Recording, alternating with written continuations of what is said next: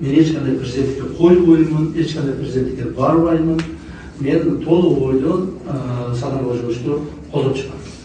Саламатсыздарбы, урматтуу депутаттар, урматтуу комитеттин төрағалары. Мына біз сіздердің алдыңызда Қырғыз-Тәжік мамлекеттик чегарасын делимитациялоо тууралуу маалыматты алып келдик. Себеби дегенде ушуга чейин биз ушул маселелердин бардыгын ДСП кылып, секретарь кылып кармап келгенбиз. Себеби сүйлөшүүлөр маалында, жанагы макулдашуулар маалында ар түрдүү сөздөр болуп, оң, тетири пикирлер айтылып отуруп, ошо биздин сүйлөшүүлөрүбүзгө терс таасирин тийгизип калбасын деген гана максатта. Бүгүндөн баштап биз ушул ДСПны бардыгын силмат этебиз. Бүгүндөн баштап ачык айкын талкуулайбыз. Себеби биз макулдашууга жетиштик, колду койдук. Мына буюрса жакында ушу сиздер менен сүйлөшкөндөн кийин, мына комитеттерден өткүзгөндөн кийин президенттерибиз кол койсо, андан кийин ратификацияга дагы келебиз. Ратификацияны өткүзсөк, андан кийин президенттерибиз уже акыркы окончательный варианттарына колду коюп, эки мамлекеттин ортосундагы договор түзүлөт. Ошондуктан бүгүн биз ачык жарыялап коеюн, мындан бияка ушул Кыргыз-Тажик мамлекеттик чегарасы боюнча документтердин бардыгы ачык түрдө каралат. Коомдун бардыгына жарыяланат. Так, бардыгыңыздар өз пикириңиздерди ачык айтсаңыздар болот. Андан сырткары, урматтуу депутаттар, мен ушу башында бир-эки сөз менен айтып кетейин.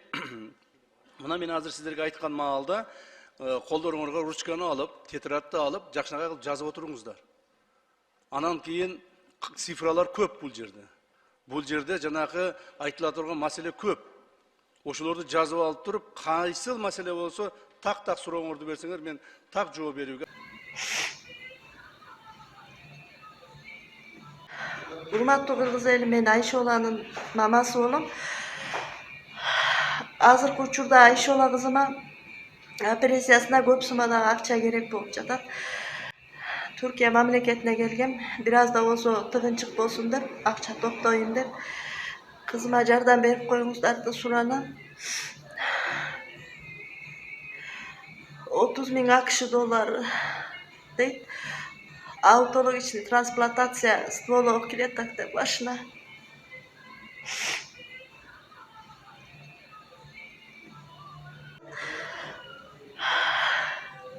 Kızıma жардам берүүңүздөрдү суранам. Аз болсо да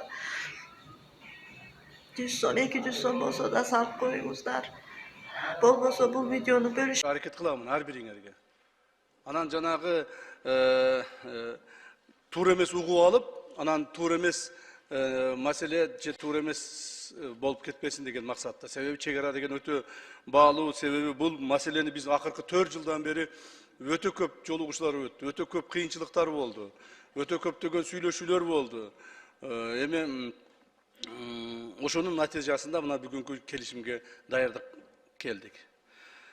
Урматтуу депутаттар, урматтуу комитет төрагалары, Кыргыз-Тажик мамлекеттик чегарасын делимитациялоо жана демаркациялоо боюнча жумуштары 2002 жылдын декабрь айында башталган.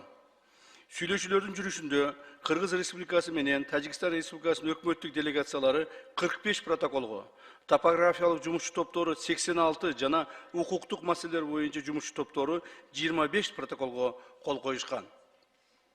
Кыргыз Республикасы менен Тажик Республикасынын ортосундагы мамлекеттик чегаранын жалпы узундугу 1006,84 километрди түзөт.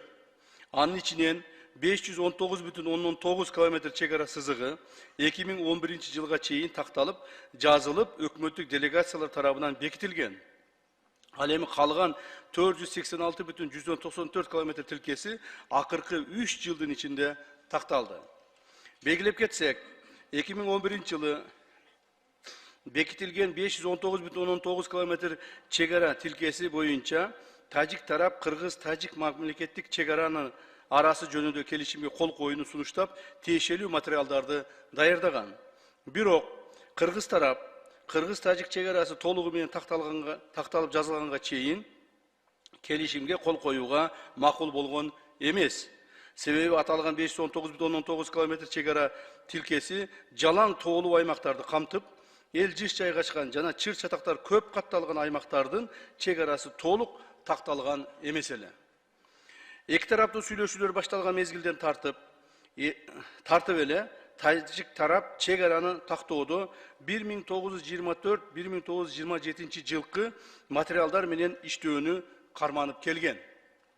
Ал эми кыргыз тарап 1991 жылдын 8 декабрындагы көз карандысыз мамлекеттик сериктештигинин түзүү жөнүндөгү келишимди, 1991 жылдын 21 декабрындагы Алмата декларациясын жана КМШ мамлекеттеринин эгемендүүлүктү сактоо, аймактык бүтүндүк жана чек араларды кол тийбестиги тууралуу Москва декларациясына негиз кылып, кыргыз-тажик чек арасын жазууну сунуштаган. То есть эки мамлекет эки түрдүү документтер менен тактоону сунуштап келишкен. Мындан улам тараптар чек араны калган бөлүгүн тактоодо бирдиктүү чечимге келе албастан, сүйлөшүүлөрдүн кийинки 10 жыл аралыгында 2011-2021 жылга чейин 1 метр чек ара тилкеси тактай алышкан эмес. 2021 жылдын тартып эки мамлекеттик өкмөттүк делегациялары чек араны тактоо иштерин жигердүү улантып, талаа изилдөө жана камералдык жумуштарды жүргүзүүнүн натыйжасында төмөнгөдөй жыйынтыкка жетиштик. То есть biz в конце концов bir эмеге жыйынтыкка келдик, что биз жанагы 1924-27 жылкы карталар менен эмес, 1991 жылы кабыл алынган азыркы биздин жашап турган чек араларыбыз боюнча тактоолорду баштадык.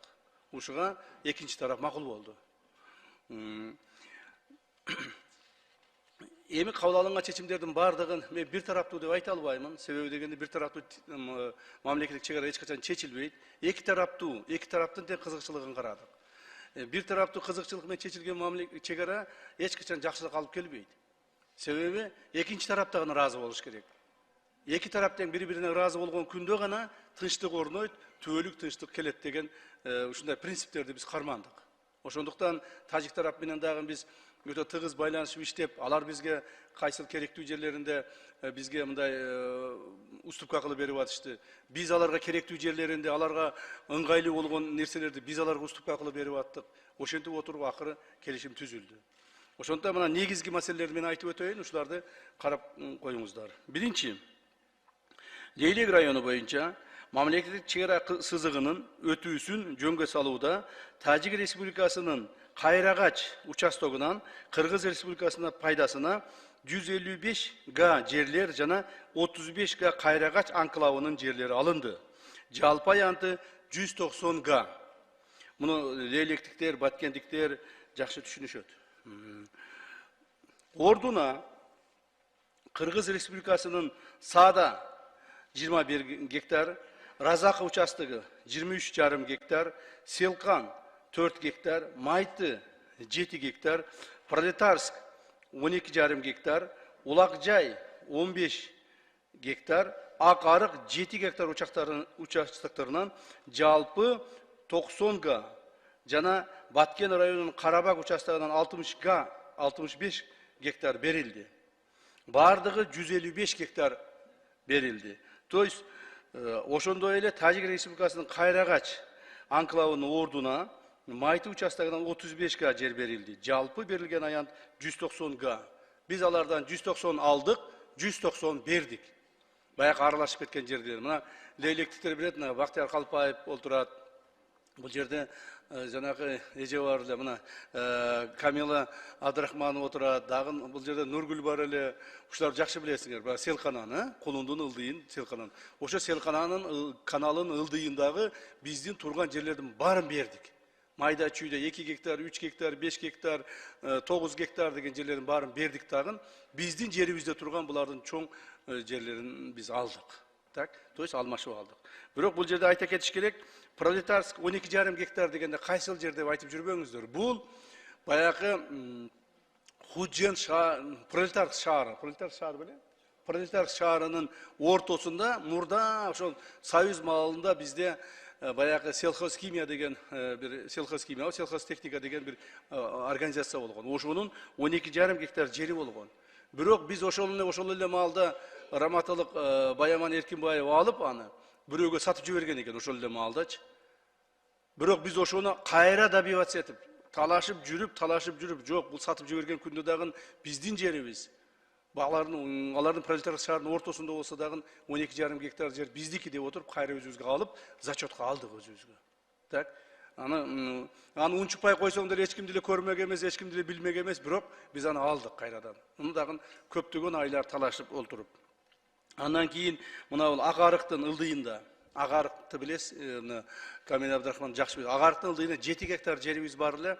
Ал жерге биз эч качан барчу эмеспиз, аны дагы ушу тажиктер ар дайым колдонуп келген. Ал жака биздикилер колдонгон эмеспиз, барган да эмеспиз. Бирок ошону дагы биздин жерибиз бул жерде кайрадан алып, өзүбүзгө зачет кылдык. Так. Ошентип 190 гектар жерди биз аларга бердик, 190 гектар жерди алдык. Так. Бул Лейлек районунан 1991-жылдагы чек ара сызыгы Худжант Арка Канибадам автожолунун тең ортосунан өткөндүгүнө байланыштуу тажик тараптын сунушу менен бул автожол толугу менен жана Достук жайма базары 3 гектар жер кошуна тарапка калтырылып жазылды. Бул калтырылып жазылган жерлердин аянты 12 гектарды түздү. То есть жолдун ортосу биздин чек ара тараптан жана баякы базар. Ар дайым баягы жаңжал болгондо күйүп кете турган, алар тарапта жолдун аркы бетине турган 3 гектар Достук базары бар эле. Билесиз, Камил эже? Ошол базар, ошолор бардык 12 гектар экен. Анын ордуна, ошол 12 гектардын ордуна тажик тараптан 2 эсе көп жер аянтын алдык. Башкача айтканда, Лаккон участогунан 25 га сугат жер кыргыз тараптын пайдасына алынды. Эмне үчүн? Себеби биз аларга ушундай талапты койдук. Бул деген базар, коммерциялык жер, ал жерде адамдардын магазиндери болгон, жана башкалары болгон, элдер акча таап турган. Бул бир. Экинчиден жол деген бул өзөк. Жол негизги мындай бир чоң нерсе, бул жөн эле аянт эмес деп ушундай убедить этип отуруп, алардан 2 эсе көп жер аянтын алдык, 25 гектарды. Мындан сырткары, ошол эле Карабак, Лаккон участогунан кыргыз тарап пайдаланып келген 200 га жер аянтын тажик тарапка калтырылып, ордуна тажик тараптан 200 га, анын ичинен 130 га Карабак, Лаккон участогунан жана 70 га Куруксай участогунан сугат жерлер кыргыз тарапка калтырылып жазылды. Белгилеп кетсек, мамлекеттик чек ара сызыгынын жеринен өтүүсүн жер пайдаланууну ыңгайлаштыруу максатында жогоруда аталган алмашуулар жүргүзүлдү. Тактап айтканда, Кайрагач участогунда чек ара сызыгы Селкан каналы менен белгиленди. Селкан менен белгиленди толук бойдон. Кайрагач анклавы жоюлду. Карабак, Лаккон участогунда автожол тажик тарапка калтырылып жазылды.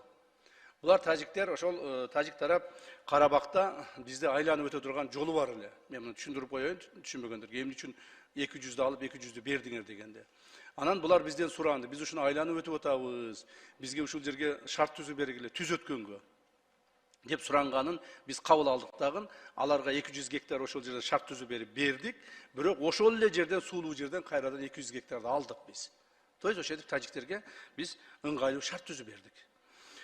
Экинчи, то есть ушул эмелердин алмашуулардын негизинде эмне болду? Эми алмаштык эмне болду дегенде жыйынтыгын айтыш керек да. Алмашуулардын негизинде баягы биз Селкан деген чоң канал бар. Кулундун ылдый жагында. Ошо каналдын наркы бетинде жайгашкан майда чүйдө участоктордун бардыгын берип, алардан участокторду алып, Селкан каналы менен границаны түзө турган болдук. Түп-түз граница түзүлдү. Мурдагыдай баягыдай буйтап 2 гектар бияка кирип кетип, кайра 3 гектар бияка чыгып кетип, кайра 7 гектар бияка түшүп кеткен чек ара эмес, түп-түз канал менен чек ара түзүлдү. Мына ушул биздин алмашууларыбыздын негизинде. Экинчи, Головной боюнча. Головной деген суу бөлүштүрүүчү курулмасынын ак суу биз тараптан айтылат, Исвара алар тараптан айтылат. Курулмасынын ак суу Исвара дарыясынын нугунда жайгашкан плотинасынын 3 суу дарбазасынын затвору тең жарымынан, башкача айтканда, дарыянын нугу менен мамлекеттик чек ара сызыгын өтүүсү белгиленгендигине байланыштуу кыргыз тараптын пайдасына төмөнкү участоктор жазылды.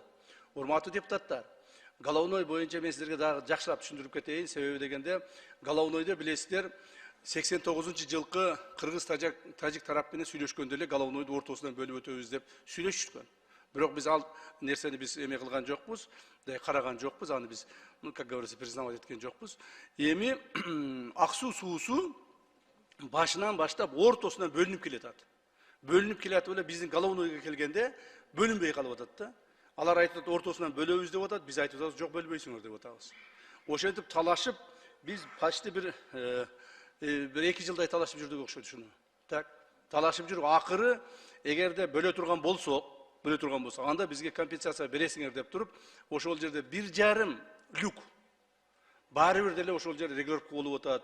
Биздин мамлекеттер арасындагы суу чарба органдарынын өздөрүнүн келишимдери бар. Ал жерде канча проценттен бөлүш керек суунун.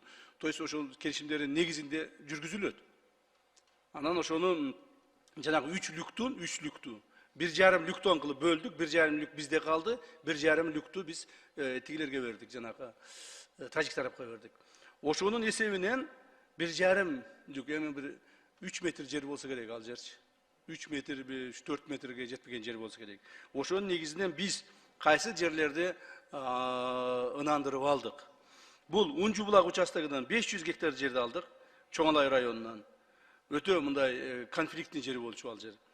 Кароолдун участогунан 100 гектар жер алдык. Бул жанагы Сүлүктүү шаарына кире бериш жердеги, билесиңер, Сүлүктүү шаарына кире бериш жердеги жолдун үстүнө чейин болчу тажиктердин чек арасы.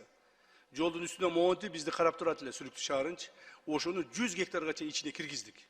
Ошол жерди алдык. Бизге эң негизги трассанын боюнан жылдырдык.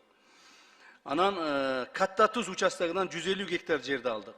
Каттатуз участогун билесиздер, ошентип 750 гектар жер алынды. Каттатуз участогу то тажиктерде, то бизде ызычуу болуп жүргөнбүз.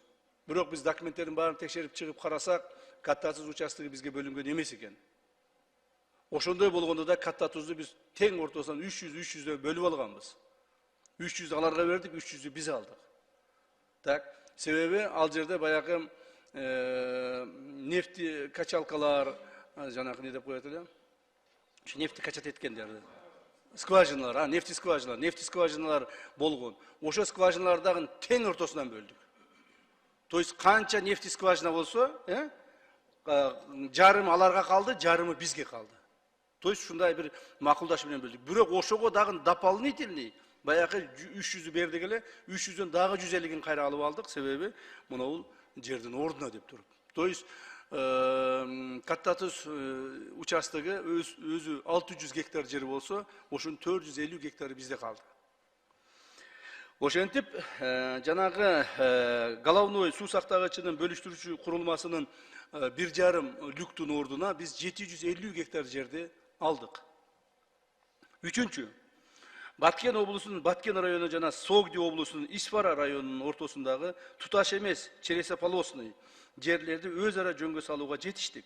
Натыйжада Баткен районунун Достук айылынын тургундарынын жер үлүштөрү менен 91 гектар жерди, Мазейиттин жерин 8,13 жерди, Көктерек айылын 17,5 гектар жерди, Таштумшук айылын 20,11 гектар жерди, жана Дача участогундагы 5 гектар жер үлүштөрүн жалпы аянты 141,19 га Тажик Республикасына калтырылып жазылды. То есть биз 142 гектар жерди тажиктерге бердик. Эми мунун ордуна эмнени алдык? Отуруңуздар. Анын ордуна Исфара районунун Саманион айылын алдык, 18,14 гектар, Дахма участогун алдык, 3,11 гектар, Хожайло айылынын бир бөлүгүн алдык, 21,5 гектар, Гавсувар участогун алдык, 2,17 гектар, Миңбулак участогун алдык, 42 гектар багы менен. Жана Лаккон участогунун бир бөлүгүн 55 гектарды алдык. Жалпысынан 142,17 га жер Кыргыз Республикасынын калтырылып жазылды. То есть 142ге 143 алдык да, 1 гектар кошуп алыппыз да. Андан сырткары Достук айылындагы жаңы салынган үйлөргө компенсация катарында 30 гектар суулуу жер Лаккон участогунан алынды. Урматтуу туугандар, муну мен түшүндүрүп айтып кетейин. Достук айылын биз толук бойдон бердик тажиктерге. Себеби Достук айылы биздин айылдардан эң алыс жайгашкан. Ал жерде эч кандай бизге стратегиялык же болбосо экономикалык эч кандай мындай пайда жок деп айтсам болот да, пайда жок деп айтсам болот. Мына мягко айткандачы, пайда жок. Ошондон Достук айылын бердик дагы, Достук айылынын ордуна баягы 91 гектардын ордуна 91 гектарды эле алдык. Бирок биз шарт койдук. Достук айылын биз жаңадан куруп чыкканбыз. Достук айылында бизде үйлөр бар, жаңадан курулган. Так, ошол үйлөр бар. Ал жерде чек ара заставабыз бар. Кстати, биз булардын да чек ара заставасын алдык Кайрагачтагы. Чек ара заставабызды да кошуп берип атабыз. Демек бизге ушуга компенсация кылып бересиңер деп жерди 30 гектар жер алдык. Мен ойлоймун, үйлөрдү бузса, курса боло берет. Бирок жер баасыз экендигин билесиздер. Ошондуктан 30 гектар жерди биз суулуу жерден Карабак айылынын жанынан алдык. То есть ошол элдерди көчүрүп ал жерге мамлекет тарабынан дагы Достук айылынын элине ар бирине кайрадан үй салып беребиз. Эми кийинкиси Ворух анклавында тажик тарап 1991 жылга карата 19 000 гектар жер пайдаланып жүрүшкөн. Так, көптөгөн катаал сүйлөшүүлөрдүн негизинде 14 500 гектар жерге чейин жер калтырдык аларга. То есть алар 19 000 гектар жерди пайдаланып жүрүштө эле, билесиздер, биздин тоолорго чыгып, мурдагы Варухтун чек арасынан өтүшүп, баягы бүт ээлеп алышкан. Ал жака биздин адамдар бара алган эмес. Так, ушуну сүйлөшүш үчүн, билбейм, муну сүйлөшүш үчүн эле бир канча оор, өтө оор жолугушуулар болду. Өтө кыйынчылыктар болду. Бирок ошо 19 гектарды биз 14,5 000 гектарга чейин түшүрө алдык. Так, андан сырткары Варух анклавынын айланасынан тажик тарапка 1000 гектар, тажик тараптын суранычы боюнча 1000 гектар жайыт жер берилди. Анын ордуна Чоң Алай районунун Караган Сай участогунан тажик тараптан 1000 гектар жер жайыт алынды. Билесиздер, ошол тажик тарап бизден суранып атат. Биздин Варухта адамдар көбөйүп кетти. Эми азыр граница аныкталгандан кийин биз дальше өтө албайбыз. Дальше мурдагыдай пайдалана албайбыз. Ошондуктан биз малыбызды бакканга ушул жерден бергиледе бир 5000 гектар жер сураган. Ачык айтып коеюн, 5000 гектар жер сураган. Биз аны 5000 гектар бере албайбыз Варухтун тегерегинен. Анда Варух өтө эле чоңоюп кетет деп туруп, 1000 гектар жер бердик. Жайыт жер бердик малдарын бакканга. Бирок ошо 1000 гектарды кайра биз мына Чоң Алайдын Караган Сай деген жайыты бар. Чоң Алайлыктар жакшы билет, ажеке отурат, жакшы билесиз. Ошол Сулайманов бар эле бул жерде, мына сиз дагы жакшы билесиз, Чоң Алайдансыз. Караган Сайдан 1000 гектар жерди кайрадан булардан жайыт кылып алдык. Ошондо бул 1000 гектар жер алдык. Анын баягы вагон койгон жерди билесиңер да. Былтыр мындан бир 2-3 жыл мурда вагон коюп, анан зычуу болуп, мен вертолет менен барып, 2 вертолет менен учуп кетип атып, бир вертолетубуз жанагы авария болуп, талкаланып. Анын ичинде мына Назирбек Нарматовдор бар дагы, Кудай сактап, түрүү калыптыр, мына жаныңарда отурат. Ошентип жүрүп барып ызычуу болгонбуз. Анан ошентип вагондорун алдырганбыз, билесиздерби? Ошол жердеги, ошо вагон турган жерди, 300 гектар жерди алдык кайрадан. Так, ошол жерди алдык. Баягы көпүрө бар эле, билесиңерби? Көпүрө бар. Ошол жерде баягы Караган Сайга өткөн көпүрө, жанагы эменин ылдыйындагы эле. Кайсыл жерде баягы чет булак беле жок. Унжу булак. Унжу булактын ылдый жагында көпүрө бар эле. Ошо көпүрө булар тарапка өтүп кеткен болчу. Анан Чоң Алайлыктар бизге жаңы көпүрө салып бергиле деп мен МЧС апарып, жаңы көпүрө салууга даярданып атканбыз. Эми ошо көпүрө биз тарапта калды. Жаңы көпүрө салыштын кереги жок. Ошол көпүрө менен эле ошо жайлоого бара беребиз. Жайлоолор биздики болду. Кудай буйрса ошол жерде Чоң Алай районунун жашоочуларына өтө жакшы шарт түзүлдү деп эсептеймин. Так, 4-үнчү тараптардын макулдашуусу негизинде узундугу 3425 метрди, туурасы 40 метрди түзгөн Дача Капчыгай, Ходжалуу Ворух жана узундугу 3241 метрди, туурасы 40 метрди түзгөн Миңөрүк Самаркандек, Ариона Шүристон бейтарап нейтральный статустагы автожолдордун куруу жана пайдалануу. Ошондой эле Ош Раззаков жана Исфара Варух жолдорунун кесилишиндеги 4 көчө жолун узундугу 253,74 метр бейтарап статуска пайдалануу боюнча мамлекеттер аралык келишим түзүлүүдө. Көпүрө билесиздер, ошол жерде көпүрө бар, баягы 275 деп аталып калып кетти да, эмес азыр 253 чыкты алчы. Көпүрө биз тарапта калды. Ошо көпүрөнү эле макулдашуу үчүн, бир эле көпүрөнү макулдашуу үчүн биз 6 ай жүрдүк. Себеби алар көпүрөгө жерди алар бөлүп берген экен убагында. А көпүрөнү биз салган экенбиз. Ошо бир 20 метрдик көпүрөнү макулдаш үчүн 6 ай биздин сүйлөшүүлөрүбүз токтоп калды. Бирок ошондой болсо дагы акыры жүрүп, ошо көпүрөнү өз тарапка алдык. Себеби ал көпүрө бизге стратегиялык жагынан өтө маанилүү. Биздин Лейлек районунун бардык район адамдар, Баткен район адамдар, ошол жерде эле Баткен район тегерегиндеги адамдардын бардыгы ошол көпүрө аркылуу өтөт. Ошондуктан биз ал көпүрөнү өзүбүз тарапка алып калдык. Эми бул жерде мен түшүндүрүү иретинде айтып өтөйүн. 4 көчө, баягы эле ызы чуу болгон 4 көчө. Ошол 4 көчө нейтралдык статуска ээ болду. Ортодогу полотно жолу 10 метр, эки жагынан 10 метрден 15 метрден, эки жагынан 15 метрден полоса безопасности кылып 40 метр жол нейтральный статус болду. То есть ал жер тажиктердики дагы эмес, кыргыздардыкы да эмес.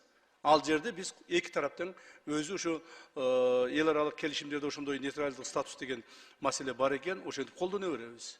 Эми баягы менин жолум деп бирөө келип 4 көчөнүн ортосуна келип тосуп ала албайт. 4 көчөгө чейин бардык коопсуздуктар каралды. Так, 4 көчө маселеси ушу менен чечилди, Кудай кааласа. Эми айтарга сөз көп, кийинчерээк айтам бул боюнчачы. Азыр айтып берсем да бир нерсе болуп жүрбөсүн. 4 көчө боюнча айтарга сөз көп. Ушуга чейинки биздин чиновниктердин, биздин мамлекеттик чоң жетекчилердин жасап келген иштери чыккынчылык болгондугу мен дагы бир жолу айтып келейин. 4 көчө боюнча. Мен муну кийин силерге жакшылап түшүндүрүп айтып берем. Так, андан сырткары мында Дача Капчыгай автожолун тажик тарап куруп пайдаланат. Өздөрү куруп, өздөрү пайдаланат. Ал эми Миңөрүк Самаркандек автожолун кыргыз тарап куруп пайдаланат. 4 көчө жолун тараптар биргеликте талаптарга ылайык, талаптарга ыңгайлаштырып, биргеликте пайдаланат. То есть биз Миңөрүк Самаркандек жолун өзүбүз куруп, өзүбүз пайдаланабыз. 3200-3300 метрден. 3400 метр Дача Капчыгайды тажик тарап өздөрү куруп, өздөрү пайдаланат. Жолдорду кандай куруу тартиптерин дагы, жолдор кандай тосмолор менен курулуш керек, эмне болуш керек, бардыгын биз мына Министерство транспорта, эки министерство макулдашып алдыңар. Туурабы? Кандай министерство? Туруңуз. Туурабы? Ошо отурмуз. Так. Ушинтип жолдор маселесин биз тажик тарап менен тынчтык мамиледе эки тараптуу кылып чечтик. Эч кандай бир тараптуу бир жака ооп кеткен жолдор чечилген жок. Бул боюнча да айта турган сөздөр бар, кийинчерээк айтам дагы. Иш бүтө берсин. Аталган жолдорду куруу менен Лейлек районуна жана Сүлүктүү шаарына транспорттук каттамдарга шарттар жакшырып калды. Тактап айтканда, Миңөрүк Самаркандек автожолу ишке берилгенден кийин Баткен Разаков багыты 30 километрге жакын каттамдын узундугу кыскарат. Жарандарга эл аралык келишимдин негизин тоскоолдуксуз өтүп каттоого мүмкүнчүлүк жаралат. Ошол эле учурда бул багытта 4 көчө жолунда толук бойдон пайдалана беребиз. То есть биз баягы Миңөрүк Самаркандекте пайдаланып өтүп кетсек боло берет. Баягы тажиктердин жери менен 3200 метр жерди айланып барып туруп баягы 4 көчө менен өтүп кетсек да боло берет. То есть биз тараптан эки чоң шарт түзүлдү Лейлек районунун жашоочуларына, айрыкча Лейлек районунун жашоочуларына. Мурдагыдай коркунучтардын бардыгы алдым салынды. Мындан ары Кудай буйрса эч кандай коркунуч болбойт. Жанагы сыртта калып кетебиз, анклавда калып кетебиз, тияк бияк деген коркунучтар бар эле го, ошолордун бардыгы алынды. Эч кандай андай нерсе болбойт. Андан сырткары Лейлек районунун Кулунду айыл аймагынын Сай участогундагы Кулунду максат авто жолун кыргыз тарап тоскоолдуксуз пайдаланууга макулдашылды. Бул деген баягы мындай ылдыйга түшүп чыккан жол бар го. Сиз жакшы билесизчи. Ошол жер Сай деген участок болчу. Тажик тарап менен ошол жерде талашып тытышып эле мына бүгүнкү күнгө чейин асфальт кыла албай атабыз. Бүгүнкү күнгө чейин ошол жерде биздин элдерибиз талкаланган жолду эптеп каттап атат. Мына максат жана башка айылдарга, жогору жакта жаңы жер айылдарына. Эми ошол жерде азыр макулдашылдык, толук бойдон пайдаланабыз, эч кандай тоскоолдук болбойт. Азыр өзүбүз асфальтты жасайбыз, жолдорду жасап, сонун кылып элдерге пайдаланууга беребиз. То есть тоже мүмкүнчүлүк түзүлүп калды. Бул дагы биздин келишимде, кстати, каралган. Бул жөн эле сөз менен эмес. Мунун баардыгы мына автожолдорду пайдалануу боюнча келишимде ошолор каралган. Ошолорго кол коюлат. Эртең сиздерден ратификациядан өтөт ошол, Кудай кааласа. 5. Кыргыз-Тажик мамлекеттик чек арасын делимитациялоонун жыйынтыгы менен чек аранын сыртында экинчи тарапта жайгашып калган тараптардын суу чарба жана энергетика объектилерине болгон менчик укуктарына таануу жана мындай объектилерди эксплуатациялоо үчүн тараптардын адистеринин тоскоолдуксуз кирүүсүнө шарт түзүү маселелери өзүнчө өкмөттөр аралык келишим менен жөнгө салынат. Урматтуу депутаттар, Советтер Союзунун катарында биз жашап келгенбиз. Ошол коңшу Тажик тарап менен биргеликте курулган, биргеликте же алар тараптан курулган, же биз тараптан курулган суу тосмолору бар, суу сактагычтары бар, жанагы насостору бар. Ошолордун баардыгына жанагы тоскоолдуксуз, шартсыз кирип чыгуу маселелерин дагы биз өзүнчө макулдашууга киргиздик. Өзүнчө өкмөттөр аралык макулдашууга киргиздик. То есть ал жерлердин территориясын аныктадык. Ошо территорияларга биз өзүбүз ошол территорияларды колдоно турган, анан ошол территорияларга өзүбүз баягы госакты бере турган кылып туруп чечтик. То есть мындан ары ошол жерлерге биз беспрепятственно кирип чыга беребиз. Алар дагы беспрепятственно тоскоолдуксуз кирип чыгып өздөрүнүн жумушун аткара берет. То есть кыргыз-тажик мамилелериндеги эң орчундуу болгон проблемалардын баардыгы бүгүнкү күндө чечилди. Дагы бир жолу айтайын. Ошол проблемалардын баардыгы эки тараптуу, эки өлкөнүн кызыкчылыгын тең карап туруп чечтик. Ошондуктан урматтуу депутаттар, урматтуу комитеттин төрагалары, ушул маселени бүгүн карап комитеттерден өткүзүп берсеңиздер, мен да кайталап калып атам, бирок айтып коеюн эми жыйынтыгында. Бүгүн өткүзүп берсеңиздер, биз анда урматтуу президенттерибизге ушул договорлорго жана өкмөттүн башчыларына ушул келишимдерге кол коюуга беребиз. Алар кол койгондон кийин кайрадан силерге алып келип дагы бир жолу ратификациядан өткүзүп кетебиз. То есть ушул эле маселени кайрадан ратификациядан өткүзөбүз жалпы жыйын менен. Анан договорго кол коюлат дагы, то есть ратификацияга кол коюлат дагы, мыйзам чегинде мыйзам иштей баштайт. Мына ушул. Ошондуктан эгерде суроолоруңуздар болсо, мен баардык суроого ачык, так жооп берүүгө даярмын. Себеби дегенде ушул маселени мен мына 4 жылдан бери өзүм аркылуу өткүздүм, ийне жибине чейин өтө жакшы түшүнүп калдым да, жакшы түшүнүп билемин ушуну. Рахмат.